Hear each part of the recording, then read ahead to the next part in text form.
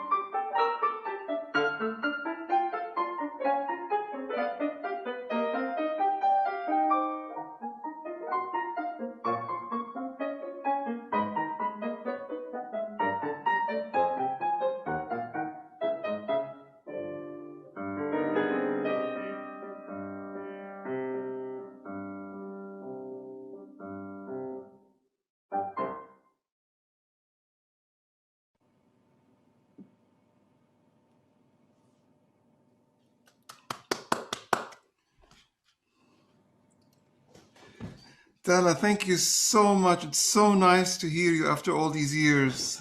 Ahlan wa Thank sahlan. you. Thank you, Wissam. Thank you. Really nice. Before I ask you some questions about yourself, your music, can you tell us a little bit about Dalaon and Tariq Yunus's piece, how it came about? Yes. I'll talk about first. I'm going to speak first about Tariq Yunus. So Tariq Yunus, he's a Jordanian Palestinian composer, and he was born in Riyadh and then moved to Jordan. Tariq started improvising piano at the age of 15, which was fascinating. And we both had the same piano teacher. So I watched him composing and improvising, and I watched this entire process of him doing so. And then he went to London to Trinity College of Music, where he actually won a lot of awards, like the Adam Collins Award and the Chevening Scholarship and Qattan Foundation Scholarship and many things. And then he also did his master's in the School of African and Oriental Studies. And over there, like, he did a lot of research on composition and education. And his compositions are so well known now, like in the region. And they are very influential to so many people. And they capture our hearts because they combine like the Arabic melodies that we know, though they are kind of transformed into like major and minor scale. And at the same time, they've got this like Western classical contemporary harmonies. So it's that mix of both that makes Tariq's pieces very special. And a lot of pieces, even when we performed his piece, Rising from the Ashes, I will never forget, a lot of people were actually tearing in the audience. So it really touches people's hearts, his compositions. And he's also established the Amman Classical Music Society, and he's got so many things that he's done in the region. Great. Yeah. As for Ala Dal'ona, as you know, Ala Dal'ona is basically this very beautiful dance and tune coming from the Levant. It's from the Horan. It originally came from Horan, which included like Syria, Jordan, Palestine, and Lebanon. And I actually did a lot of research, and a friend of mine who's a poet, Samir Rimoni, gave me a lot of insight on the background of Ala Dal'ona. And I found that very interesting because it really ties with his piece. So Ala Dal'ona speaks about, it's basically a call. So somebody would call the neighborhood in the villages of the Levant that calls out for help to their people to come and reform the roofs of the houses. At that time, they were made of rocks, and the roofs were made of mud and wood. So they would perform this dance on the roof because they are trying to reform the roof and help one another. So it's got this kind of social interaction and community experience. And through their footsteps of Dabka, they created various rhythms. So it's this social interaction as this process of creating different tunes. So they would kind of like improvise using poetry, using different texts, or even just improvise texts of their daily life and themes of love. So I think Ala Dal'ona is very kind of significant to a lot of people. And in his piece, when Tariq did his piece, basically what I found very fascinating, it's that he was basically influenced by the old parts of Amman. So when he went to the old parts of Jordan, that kind of inspired him to write and actually, we'll say, manipulate the tune. So the composer manipulates the tune in various ways. So each time you see that the tune appears in a different way. Sometimes it's kind of this like slow section where you can improvise a little bit. And then there's this big chord sections, which, it symbolizes like the grand feeling of the Levant and the kind of majestic feeling.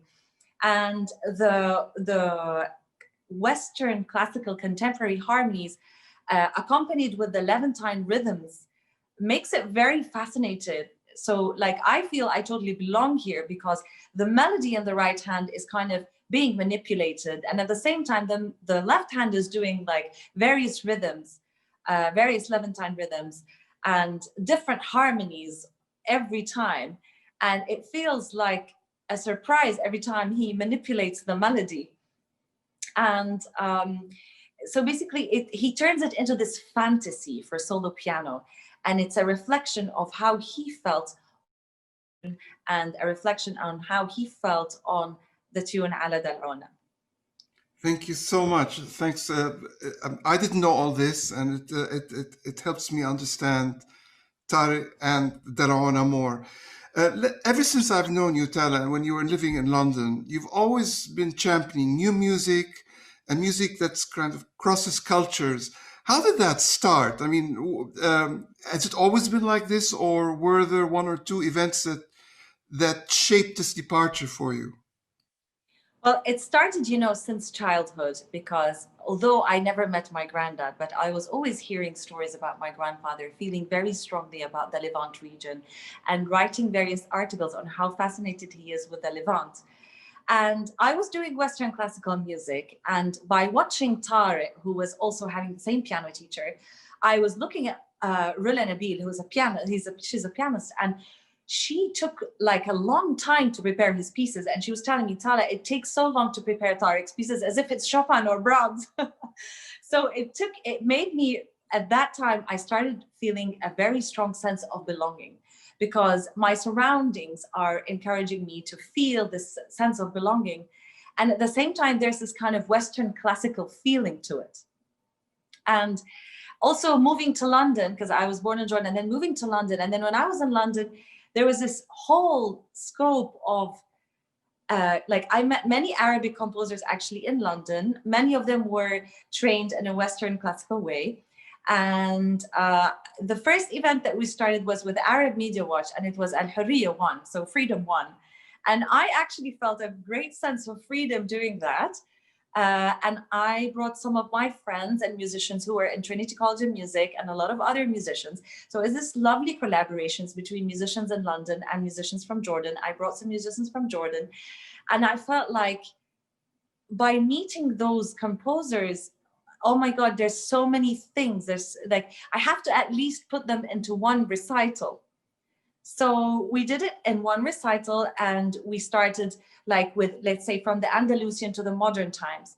And even when I went to the Andalusian music and let's say the Muwashahat, for example, composers like Abdul Hamid Hamam, he already did like different canon attempts and arrangements for different Muwashahat, not just Lamma Baytathanna, but there was one like Badat min al-Khidri. I felt like, oh my God, this canon is so beautiful.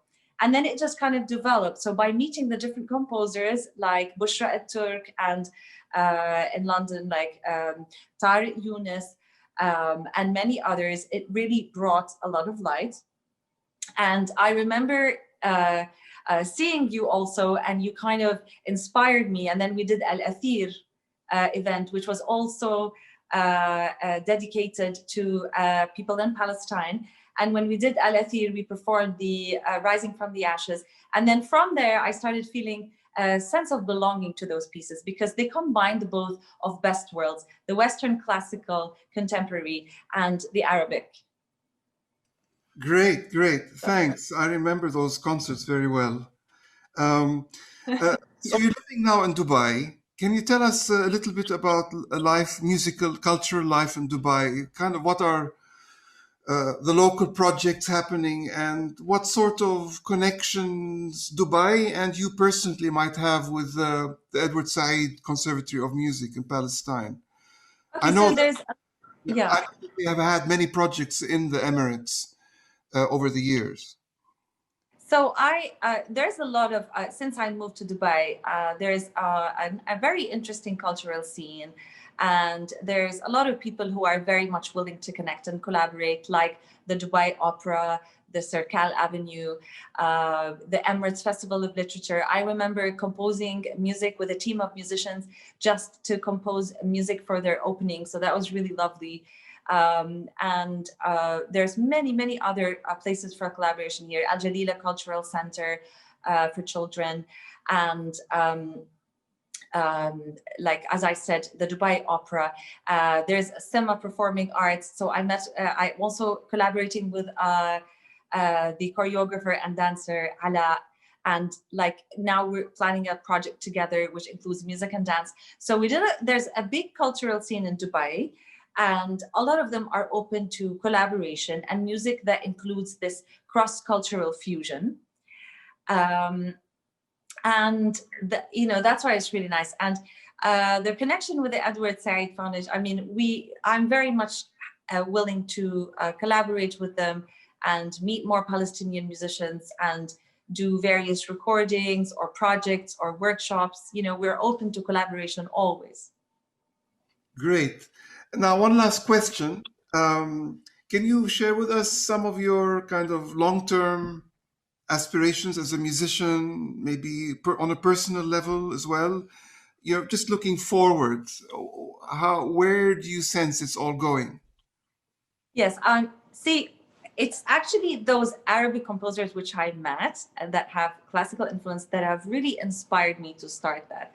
So composers like Firas Rida, the Syrian composer, and Bushra El-Turk, which has a lot of witty compositions. So by meeting the different characters that I know, such as Tariq Younis, who has like reflections on his life in Amman, and Firas Rida, who's a wonderful Syrian composer, and also has a very interesting sense of harmony and very nice interpretation.